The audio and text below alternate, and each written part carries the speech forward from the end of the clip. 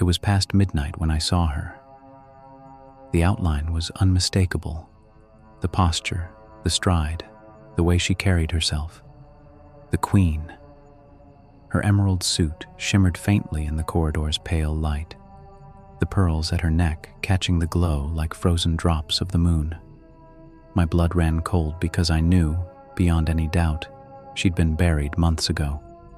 Her heels tapped the marble floor, each step echoing down the long hall, but not like normal footsteps. They dragged, stretched, too slow, too hollow, as though the palace itself was holding its breath to make room for her return. I couldn't move.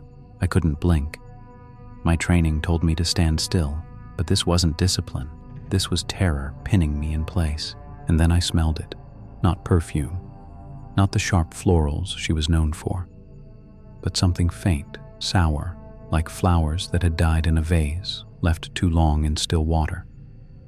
The sound of her steps grew louder, not closer, louder, amplified by the silence. Each one seemed to crawl under my skin, thudding against my chest, as if she were walking through me rather than toward me. And then, she turned. Her head pivoted, unnaturally slow, like it hadn't been built to move anymore. Her face came into view beneath the brim of her hat, her eyes fixed on me, glass bright, unblinking, like light caught in ice, not with recognition, not with warmth, but with something else, something colder, like she knew I wasn't supposed to see her, but now that I had, I was already hers. My chest locked tight. My tongue clung to the roof of my mouth. The hall seemed to lengthen, the shadows stretching like they wanted to swallow me whole. She shouldn't have been there. She shouldn't have existed. But that night, the Queen walked the halls anyway. The corridor stretched, silent between us. My pulse hammered so loud I was sure it echoed off the palace walls. Then, the lights above flickered, once, twice. A hard, brittle flash that split her face into fragments of shadow and glare. I nearly broke posture, nearly. And in that split second, I prayed it was the lamps, old wiring, a glitch, something I could explain away. My chest begged for a reason, any reason. Then came the radio. A sharp burst of static cracked against my ear, jagged and too loud in the silence. I flinched inside, but my body stayed rigid, locked by discipline. Post clear, copy. The voice bled through, warped, almost metallic. Relief surged for half a second. Protocol, routine, something human. But then it repeated, the exact same words. Post clear, copy. The same cadence, the same breath between syllables, played again and again, like a broken record cycling through a voice that should have been alive. My relief died in my throat. Because the voice on the radio? It wasn't the guardhouse. It wasn't my supervisor. It was hers. The Queen's voice, clear, measured, whispering through the static from a mouth that hadn't breathed in months. The corridor fell still again. She hadn't moved, not an inch, but her glassy eyes never left mine. And in that moment, I knew. The false sense of safety was gone. I hadn't imagined it. This was real. Call me James. Not my real name, but close enough. I stood in uniform for nearly a decade, the bearskin hat weighing on my skull, the scarlet tunic pressed so sharp it cut into my skin, the rifle locked against my palms until the wood felt like bone. Tourists laughed, cameras flashed, children tried to make me blink, move, break discipline. They never succeeded, not once, because that's what we are trained for. Stillness, silence, obedience that cuts deeper than fear itself. But what no one tells you is that silence isn't empty.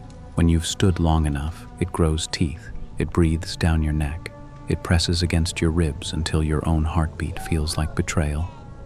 And inside Buckingham Palace, silence is never just silence. It hides things, it keeps things.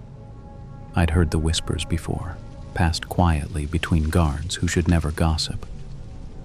about shadows pacing the gardens after midnight, about voices that called from windows long sealed shut, about figures glimpsed in the reflection of polished glass where no one should stand. We laughed them off, of course. What else could we do? But I learned the hard way.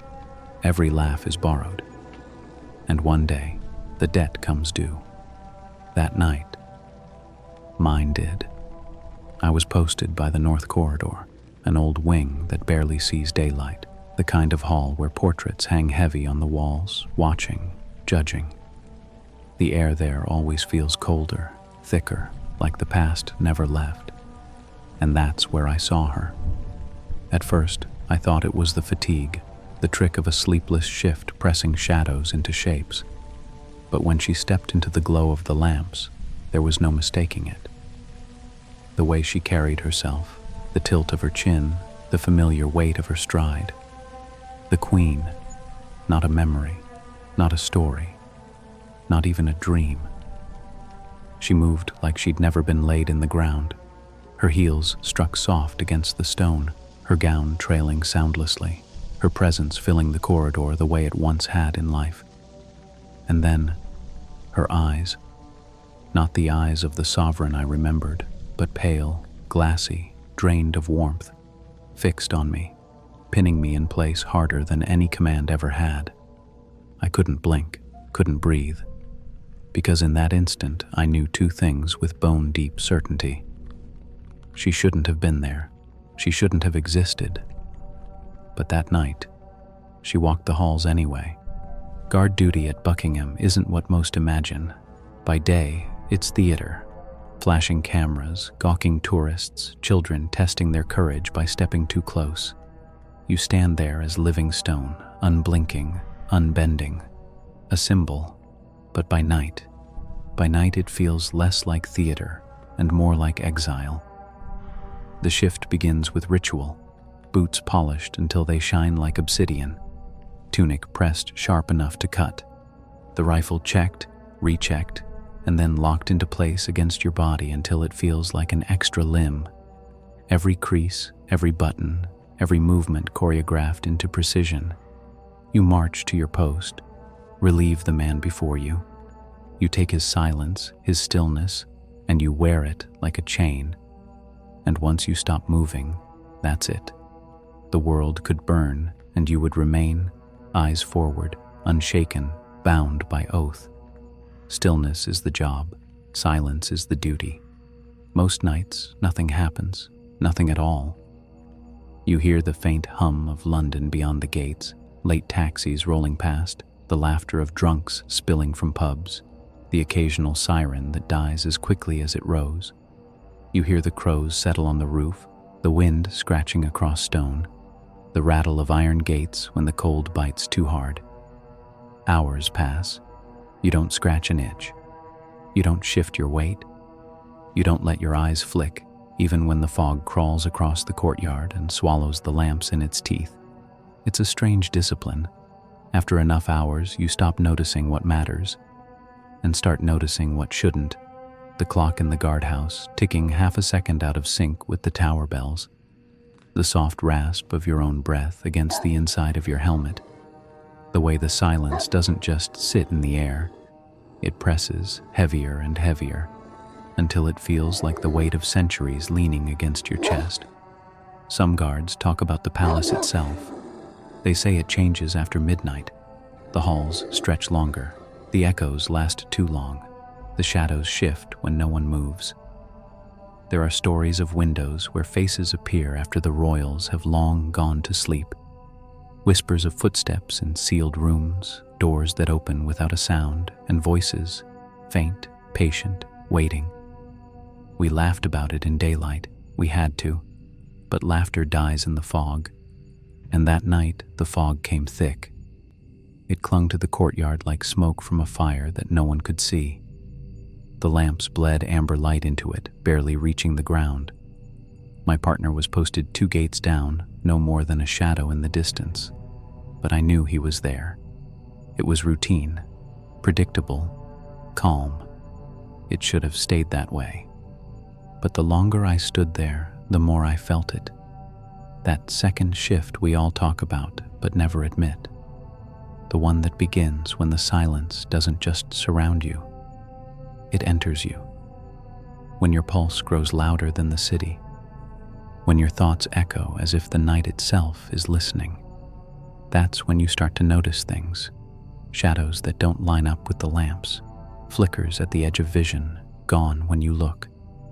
The feeling, bone deep, undeniable, that something unseen is moving while you're forced to remain still. Most men endure it, some break. I told myself I was stronger. I told myself I would never break. But that night, I was wrong, because silence isn't empty. It waits. And eventually, it answers. There's something people don't understand about silence. They think it's empty, but it isn't. It's thick. It has weight. It presses in on you until you feel it under your skin. In uniform, you don't just stand in silence. You become part of it. You're swallowed by it. I remember that night clearly because of how ordinary it was. Too ordinary. The gates locked with their usual metallic groan. The guardhouse clock chimed faintly, muffled through the fog. Somewhere, muffled and distant, the bells of Westminster tolled. The sound hung in the air for a moment, then bled back into nothing. I could hear my own heartbeat. Steady at first, then too loud, too present. The more you try to ignore it, the more it takes over. That's the first rule of the second shift. Your body betrays you before your mind does. A single drop of condensation rolled down the inside of my collar. I felt it slide, cold as ice, down my back. I didn't flinch, couldn't flinch. The uniform doesn't forgive flinching. And then came the light. High up, across the courtyard, a single window in the palace flickered faintly to life. Just for a second, a pale, yellow glow, then gone. At this hour, no one should have been awake. The royals were asleep, the halls sealed, the staff gone for hours. The palace is supposed to sleep with its residents. Seeing it awake, even for a moment, was like catching a corpse blinking. I tasted the damp in the air, cold stone, metal, something older, something sour. It made me swallow hard, like I just walked into a crypt. My boots felt welded to the stones. My fingers had gone numb around the rifle stock, though sweat still crawled down my back under the heavy wool. This is the part where nothing happens, I told myself. The part where the night is just a test of discipline. The part where you start to want something to happen, just to break the tension. But tonight, I didn't want anything to happen, because the stillness didn't feel empty anymore. It felt expectant, like the palace itself was holding its breath. And that's when I heard it, faint, almost lost in the wind. A single, slow creak from somewhere inside the halls. A door, not loud, not slamming, just easing open on hinges that hadn't moved in years. And for the first time in my life as a guard, I wanted to run. The sound died as suddenly as it started, but it left something behind, a pressure in the air, like the whole palace was listening. And then, she appeared. It started as a shape at the far end of the courtyard, barely more than a shadow where no shadow should have been. The lamps caught her outline first, the tall frame, the slight tilt of the head, the unmistakable sweep of a royal silhouette. I knew that shape. Every guard did. I'd seen it 100 times at state events, in parades, in quiet moments when she crossed the halls. The Queen. But she was dead. My stomach dropped so hard I nearly broke posture. The funeral, the black armbands, the endless news coverage. I'd watched her coffin roll through the streets like the rest of the world. And yet here she was, gliding across the courtyard as if the ground had been waiting for her to return.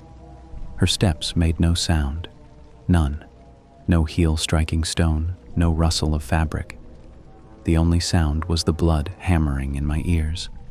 She moved slowly, deliberately, her face pale and drained, but her eyes, God, her eyes, were wide open, glass bright, unblinking, locked on me. I wanted to look away, but I couldn't. Her stare pinned me harder than any sergeant ever had.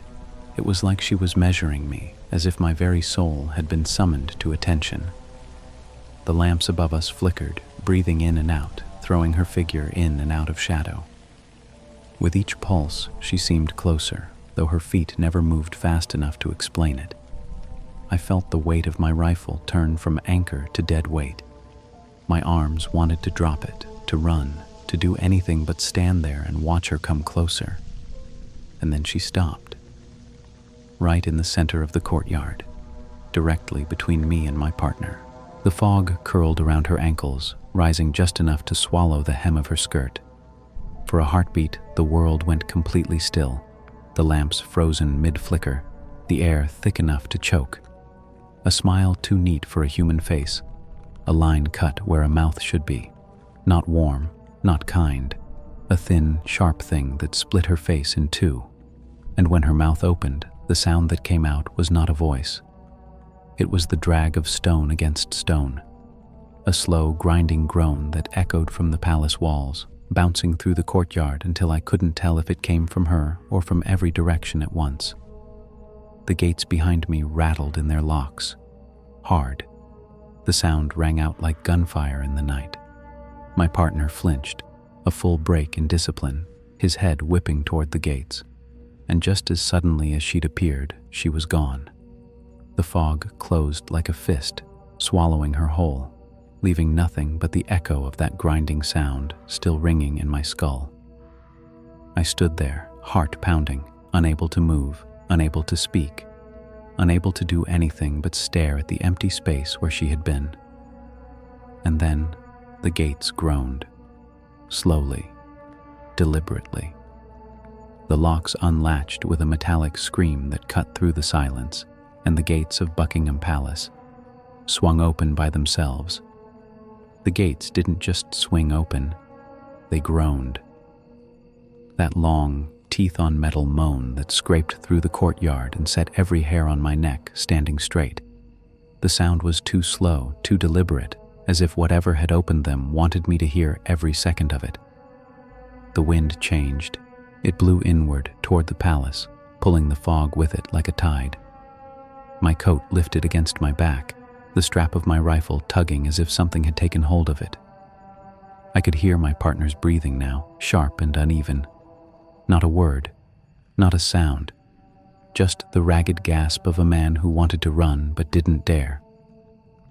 The gates stopped moving when they were half open, and then nothing.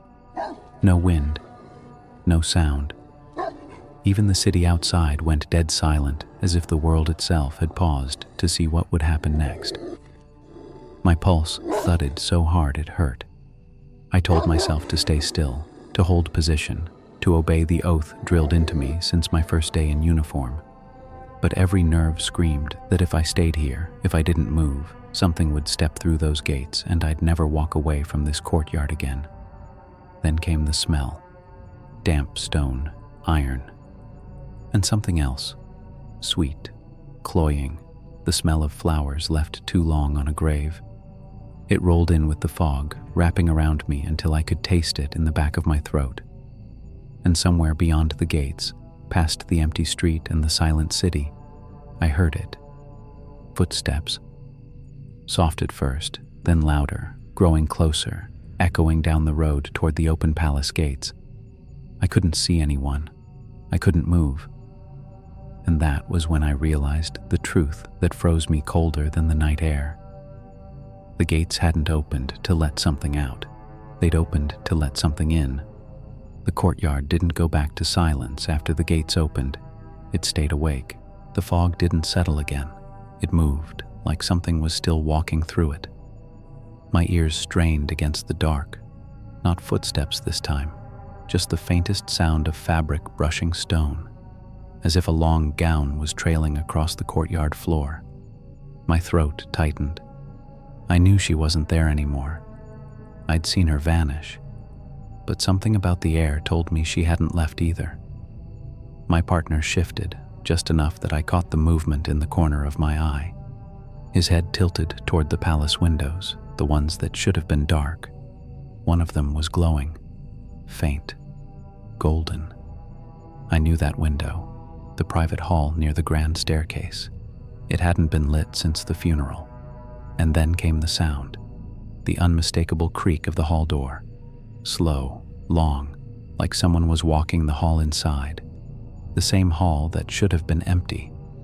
My heart slammed once, hard enough I felt it in my throat. If she was inside, if she'd gone back in, then what was standing in the courtyard with us? The hall light flickered once, then went black. The courtyard swallowed me whole. No sound, no movement, just that crushing stillness that feels louder than noise. Then it happened. The gates slammed shut. Not with a bang, but with a slow, grinding pull, like they were being dragged by invisible hands. Metal against metal, screaming low, echoing through every rib in my chest. The air turned heavy, wet, almost unbreathable. The fog clung to my face, cold and damp, and I realized I couldn't hear my own breathing anymore. It was too quiet, dead quiet. And then, footsteps, directly behind me. Slow, deliberate, closer than before. I wanted to turn. I wanted to see, but the training held. The kind that tells you you'll be court-martialed before you're allowed to flinch. The steps stopped, right at my back. I felt it before I heard it, a weight, like the air had bent forward, pressing between my shoulder blades. And then the voice. My name, not a whisper this time, not calm, spoken just loud enough to feel hot against my neck. I couldn't stop it. My head turned just an inch, just enough to break discipline. And there was nothing there. No figure, no queen, just fog. But the ground beneath me was wet, like someone had just walked past and left no trace but water pooling where their steps had been. I locked forward again, jaw clenched so hard it ached, and prayed for the rotation call. I thought it was over. The gates were shut, the footsteps gone, the wet stones behind me drying as if they'd never been touched. For a second, I almost convinced myself it was just fatigue, just the silence playing tricks, just my own head. And then the windows lit up, every single one. Not warm, not golden, but pale, sterile light, like the palace had been turned into a morgue. The hall nearest me glowed brightest, shadows sliding across it like something pacing just out of view. I tried to breathe steady, but each inhale felt like it belonged to someone else, like I was breathing air they'd already exhaled. And then, a figure crossed the hall. Quick. Blink and you miss it. But I saw the crown's silhouette, the unmistakable curve of it. And I knew. It was her. It was the queen. I expected her to vanish again, like before, but she didn't. She stopped, right in the center of the hall, turned, slowly, until her glassy eyes were facing me through the window. And then she smiled. Not a kind smile, not a royal wave smile. A thin, sharp curve that made the hall look wrong. The light behind her flared white, blinding, and just as my vision burned, every window in the palace slammed shut at once. Bang, bang, bang. The sound rolled through the courtyard like cannon fire, and then silence again. For a heartbeat, nothing. Then the hall door creaked open. Not a slow horror movie creak, fast, violent, like someone had kicked it from the inside. The light in the hall flickered out, and I saw something moving toward me. Not her, not even human. Crawling low across the floor, too fast, too quiet, like the shadow itself had learned to run. I gripped the rifle tighter, but my arms felt numb. My partner was 2 gates down. I could just barely hear him whisper, "James, don't move." And then it stopped. The shadow froze halfway down the hall. For a second, I thought it was over. Then its head snapped toward me, and it charged. The shadow moved too fast for the mind to process, not running like a person, sliding, snapping forward like it was skipping the floor entirely. Every instinct screamed at me to break post, to run, to raise the rifle, fire, do something. But I couldn't move. It's hard to explain what fear does when it's that deep. Your brain screams for action, but your body just locks, like something else has taken command of your muscles. The lamps along the courtyard wall flickered as it moved, each one bursting to full brightness as the thing passed them, then going black. By the time it reached the last lamp, the entire courtyard was plunged into darkness. And then I heard it. Not footsteps, not breathing, laughter, soft, childlike. Wrong. I thought my ears were lying to me, until my partner whispered, just loud enough for me to hear. "You hear that too?" Before I could answer, the shadow reached the window, and that's when I saw it clearly for the first time. It wasn't the Queen. It wasn't anyone who'd ever been alive. The face, if you could call it that, was pale, stretched too long, the mouth fixed in a grin that didn't end. Its hands were flat against the glass, fingers splayed wide, nails scraping the pane with a sound that made my teeth ache. And then it started banging its head. Once, twice, harder each time, until cracks splintered across the window. I could feel the vibration through the stones under my boots. And then, silence. Its head tilted, slow, too slow, and the grin widened. The glass gave way, not shattered, dissolved like sugar in water, falling to the ground in shining dust. And now there was nothing between it and me. It stepped into the courtyard, not crawling anymore, standing, tall, wrong. I finally broke, not by running, but by whispering, so low it barely left my lips. No. And that's when it turned its head and spoke my name. The glass was whole again, the shadow gone. For a moment, I thought it was over. But then I noticed my gloves. The leather was slick, not from rain, not from fog, from sweat. It ran cold under the tunic, down my spine, like my body knew something my mind hadn't caught up to yet. I forced my eyes forward, but my vision tunneled. The world shrank to the stretch of courtyard in front of me. Every stone sharp, wet, gleaming under the lamps. I heard my pulse in my ears, fast and uneven. I counted my breaths to steady them. 1, 2. Then I stopped counting, because my breath was fogging too slow. It hung in the air longer than it should, like the night didn't want to give it back. Somewhere behind the wall, a clock ticked. One beat off from the tower bells, too fast, too loud, like it was counting down. Then came the wind, or what should have been wind. The fog shifted, not swept, not blown, shifted like someone had brushed a hand through it. The lamps dimmed just a fraction, their glow thinning like they were losing courage. And then it happened. The faint creak of a hall door behind the walls, long, slow, as if someone was walking those halls after hours, knowing I could hear every step. I wanted to move, wanted to look, but my body was no longer mine. Every nerve screamed to break post, but I stood there frozen, and for those 30 seconds, I swore the whole palace was holding its breath with me, waiting. For what? I didn't know, not yet. The creak stopped, silence. Nothing but the wet stone and the sound of my own blood rushing in my ears.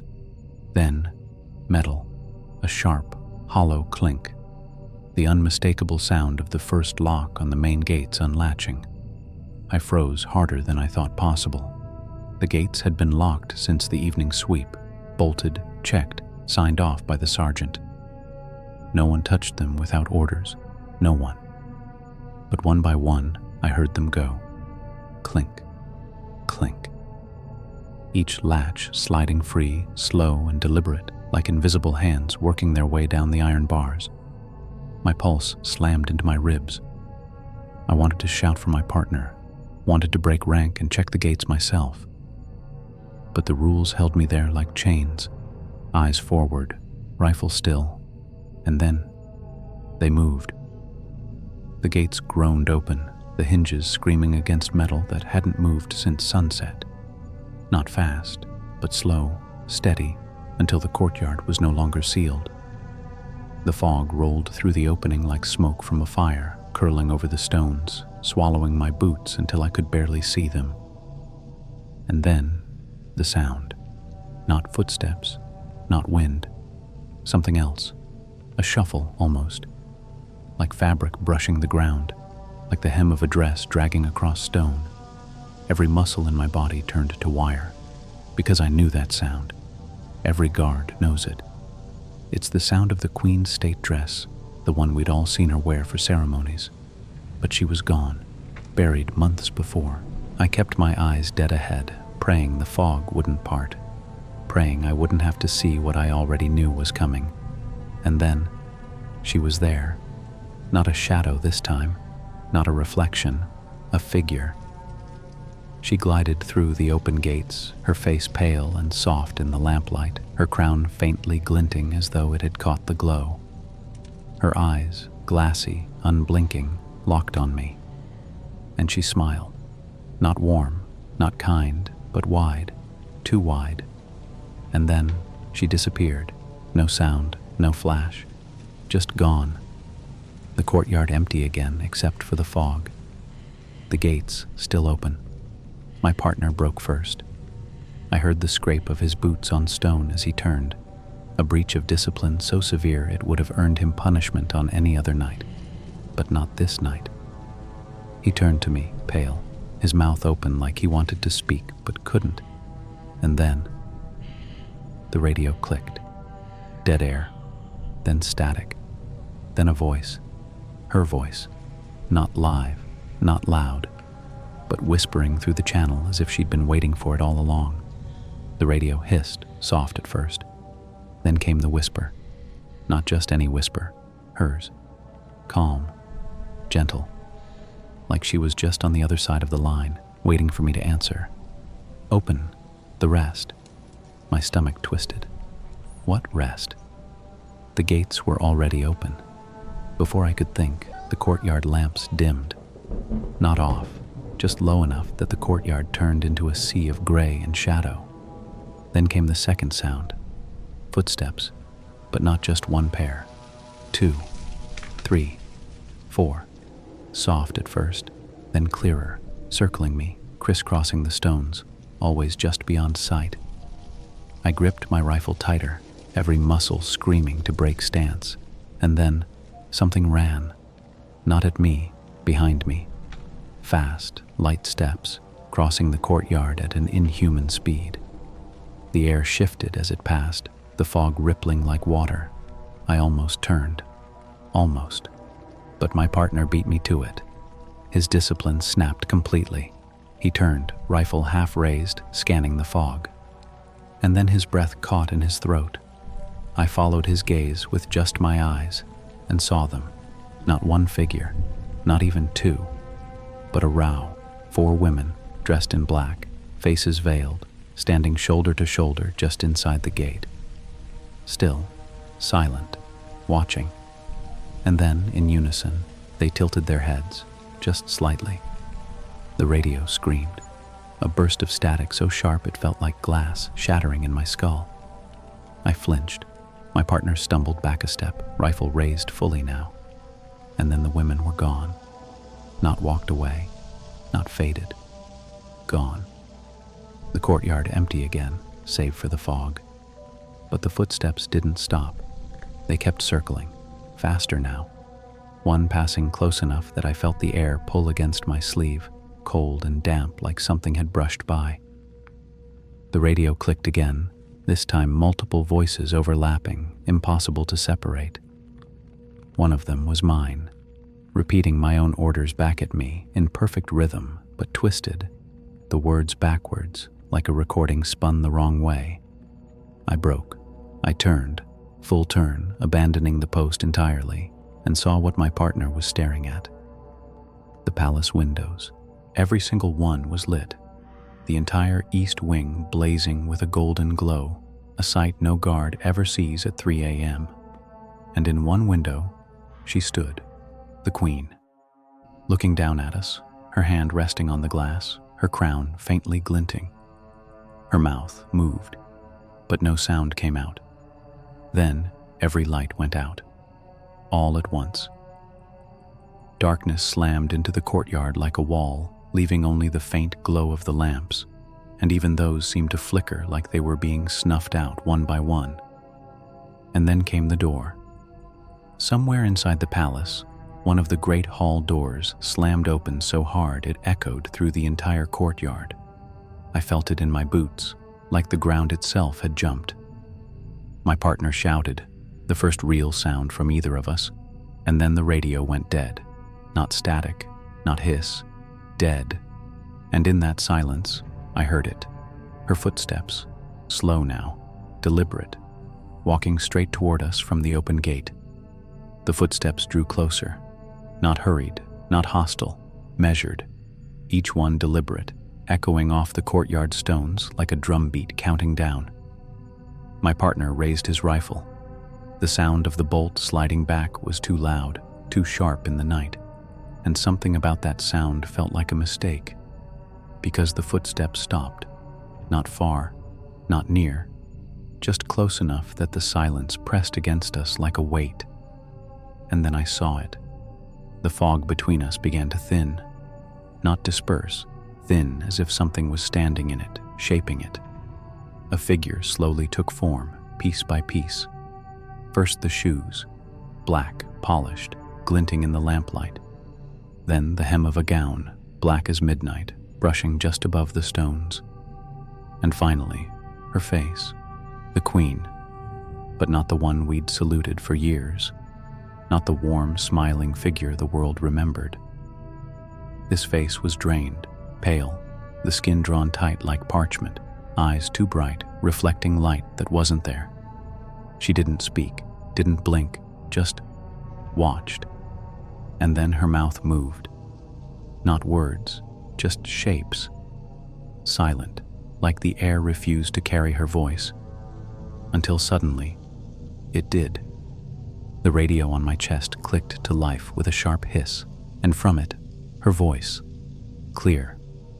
Perfect. Stand aside. I froze. Every muscle turned to iron, because those weren't just words. They were orders. The exact phrase we're trained to obey when an officer passes through. Except there was no officer, no living soul. Just her, standing in the courtyard, waiting for me to obey. I couldn't move. My partner took a half step back, his rifle still raised, his breath coming fast. And then she turned her head, slowly, too slowly, and looked straight at him. The lamps above flared white. My partner screamed, not a yell, a scream, raw and panicked, like a man whose mind had finally split under pressure. And then he fired. The shot cracked through the courtyard, deafening in the night, and went straight through her. No blood, no movement, just the sound of the bullet striking stone somewhere behind. And then she smiled. The radio exploded with noise. My voice, his voice, dozens of voices all screaming at once, overlapping until it became one continuous howl. The lamps blew out, every single one. We were left in absolute blackness, my partner still screaming, the smell of gunpowder sharp in my nose. And in that darkness, I felt her pass by me, not with footsteps, not with sound, just the cold pressing through me like someone walking through my chest. The gates slammed shut behind her with a sound like the earth itself snapping closed. And then, nothing. Silence. Real silence this time. No fog rippling, no radio crackling, no footsteps. Just me. My partner collapsed on the stones, sobbing into his gloves. And the knowledge that we had just stood face to face with something that should not exist. For a few seconds, there was nothing. No fog, no lamps, no courtyard. Just black. I couldn't see my hands, couldn't see my rifle. I couldn't even tell if my eyes were open. All I had was the sound of my own breathing, ragged, uneven, and somewhere nearby, my partner's boots scraping the stones as he dropped to his knees. The shot was still ringing in my ears, a dull, metallic echo that seemed to bounce between the palace walls. Then another sound joined it, the slow drip of rainwater from the eaves, hitting the stones like clock ticks. The smell hit next, gunpowder, wet stone, fog so thick it tasted like metal, and under it all, something else, sweet, rotten, funeral flowers gone sweet and wrong. I tried to breathe shallow, tried not to gag, but every inhale filled my chest with it, as though the air itself had been changed. My fingers throbbed from how tight I'd gripped the rifle. I couldn't let go, couldn't blink, couldn't move. Then came the touch, light, gentle, like the weight of a hand resting just at the top of my shoulder. I froze. It wasn't my partner. He was still crouched 2 gates away, sucking air like he'd run a mile. This was something else. And just as I felt the pressure of the touch sink through the wool of my tunic, the lamps flared back on. The fog was gone. The gates were shut. The courtyard was empty, but the hand was still there. I turned. Nothing. Only empty air and the long shadow of the palace stretching across the stones like it had been standing there all along. That was the moment I knew. Whatever had walked those halls wasn't gone. It was standing just out of sight. And it had seen me. The relief guards arrived. I heard their boots first, the sharp strike of their march coming through the fog like a death knell. Post-relieved. I almost didn't move. My legs felt carved from the stone I'd been standing on. But training took over. One last glance at my partner, one last silent exchange. And we turned, marching back toward the guardhouse. Every step felt wrong. The courtyard was too quiet, too clean, too normal. Like nothing had happened. Like the palace itself had swallowed the night whole. Inside the guardhouse, the light was blinding. Cold, fluorescent glare humming overhead, washing everything in pale white. I had to blink 3 times before I could see straight. The supervisor was waiting. He didn't stand, didn't even look up at first. Just kept writing on the clipboard like this was any other shift, like 2 men hadn't just walked out of a fog that had nearly eaten them alive. "Report," he said flatly. I swallowed hard. The words didn't want to come. How do you explain that the gates opened by themselves? That the Queen, dead for months, had walked past you as if she'd never left? That the air had turned black and touched your shoulder like a hand made of shadow? But the rules are clear. No speculation, no imagination, just facts. Unusual activity in the courtyard, I managed. Interference on comms. My partner's voice cracked when he added, "Movement beyond the gates. Visual contact unclear." The supervisor stopped writing, finally looked up, and then he turned the monitor toward us. Clean. Everything was clean. Every channel recorded. Every motion sensor pinged. Every camera angle frozen in perfect, quiet stillness. No open gates, no moving figures, not even the fog, just empty stone. The silence in that room was heavier than the night outside. "Equipment glitch," the supervisor said. Nothing else. He clicked a key. The logs lined up like soldiers on parade, timestamps flawless, comms transmissions crystal clear, no static, no noise. My partner stared at the screen, jaw tight, hands twitching against his rifle strap. "You're telling me you didn't hear?" The supervisor's gaze cut him off like a knife. "This doesn't leave this room." His tone was cold, final, the kind that closes doors in your mind. But it wasn't over, because when he hit replay on the comms feed, the speakers hissed to life. Dead air, then the faintest breath, and then my voice. Clear, calm, calling my own name. I felt the blood drain from my face. My gloves creaked against the table edge. The supervisor didn't flinch, didn't blink, just reached forward, killed the feed, and locked the console. "Fault in the system," he said again. But I'd seen the timestamp before the screen went black. 12:14 a.m. 2 hours before I'd even stepped into the courtyard. The supervisor dismissed us with a wave.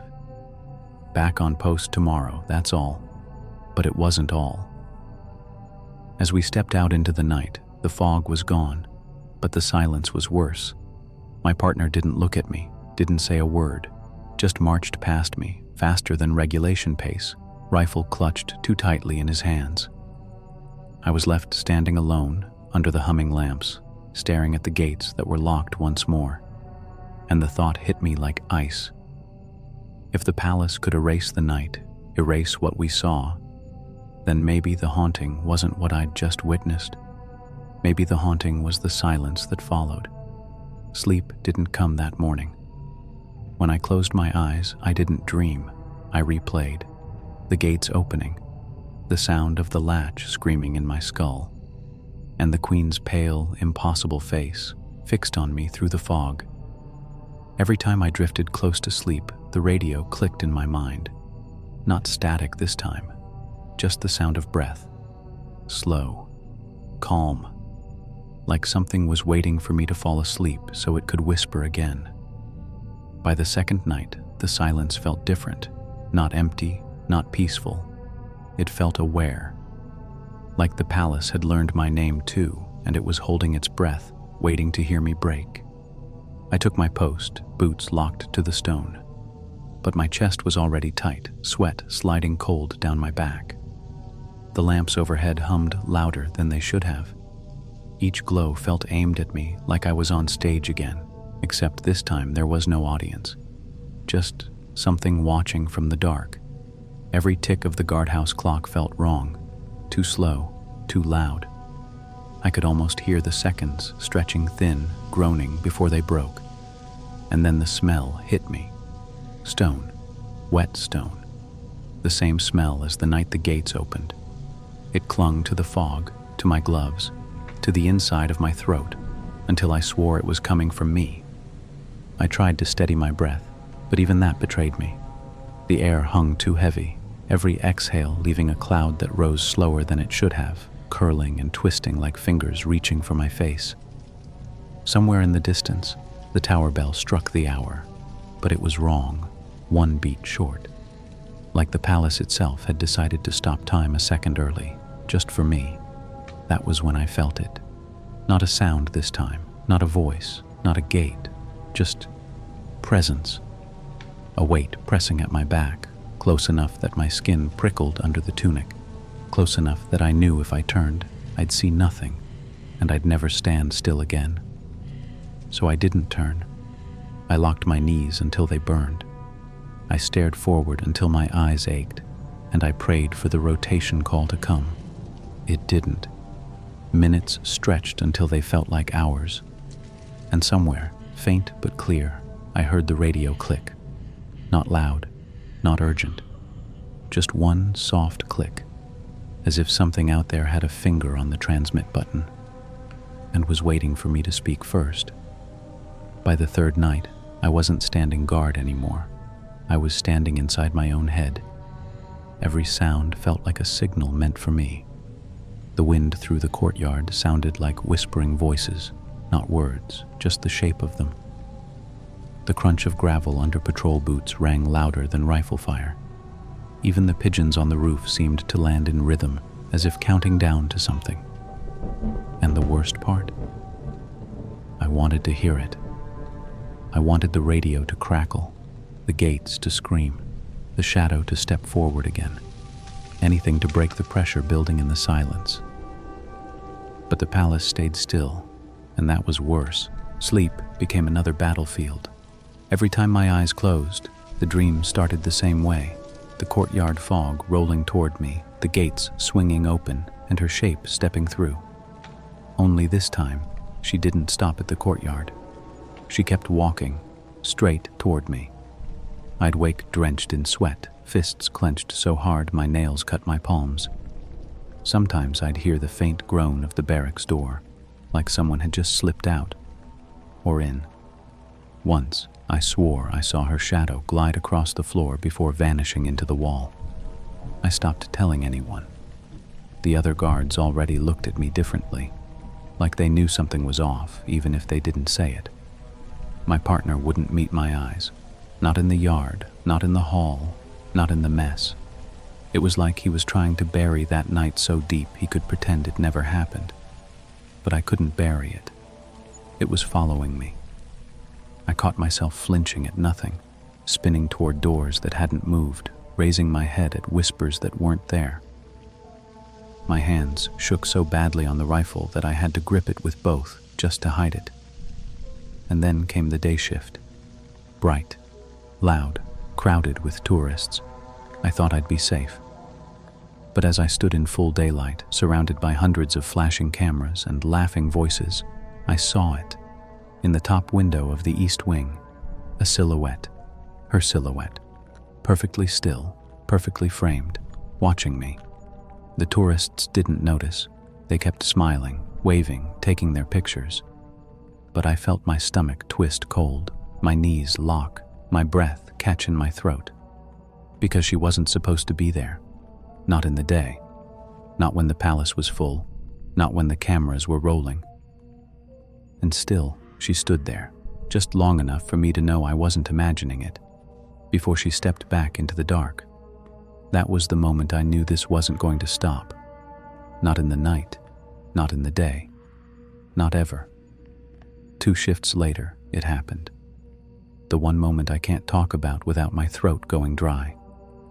The crowd was massive that morning. Tourists pressed against the gates, phones raised, children on their father's shoulders, everyone smiling. I stood rigid, rifle against my shoulder, doing everything I'd been trained to do. And then I heard it. Her voice. Not a whisper this time, not the soft, fog-soaked murmur from that night. Clear, crisp, right behind me.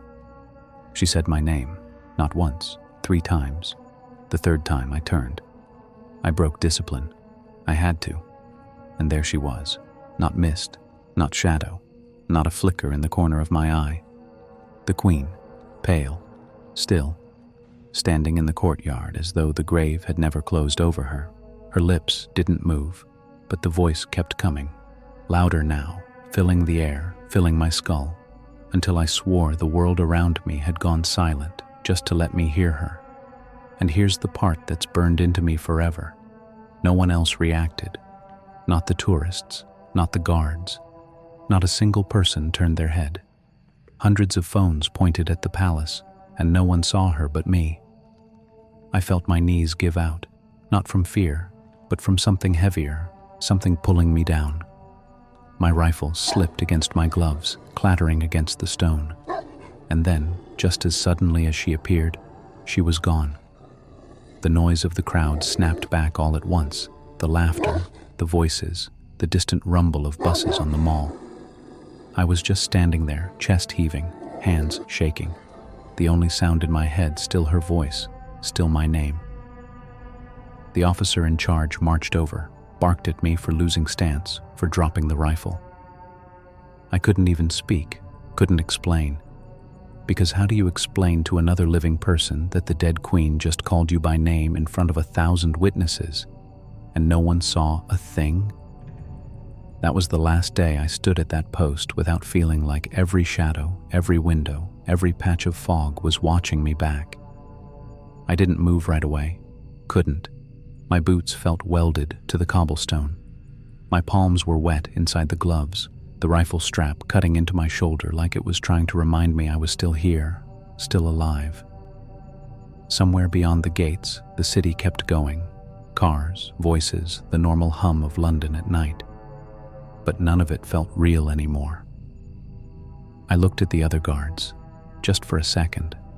Their faces were pale, blank, too still. Like they'd seen what I'd seen but were pretending they hadn't. And that's when it hit me. This wasn't just a strange night. This was wrong. The palace felt heavier now, like it was pressing down on all of us. Like we weren't guarding it anymore. Like it was guarding us. I forced myself to breathe, slow, steady, the way we're trained to. But even my breath felt borrowed, like it didn't belong to me. That night changed something in me. Something I can't get back. I used to think being a royal guard was about discipline, about keeping the world out and holding the line no matter what. But after that night, I started wondering if the line was ever meant to hold at all. If the Queen could walk the halls years after her funeral, if the gates could open by themselves in the dead of night. What else was out there? How many things have slipped past us, past the walls, past the cameras, without a single log, without a single word on the record? I stopped trusting the silence after that, because I realized silence isn't empty. Silence is full of every step you didn't hear, every whisper you weren't supposed to catch, every pair of eyes staring back at you from the dark. And if this could happen inside Buckingham Palace, the most guarded place in Britain, what does that say about anywhere else? Sometimes, late at night, I still see her, the Queen, not in dreams, in the corner of my eye, just beyond the lamplight, standing where no one should stand.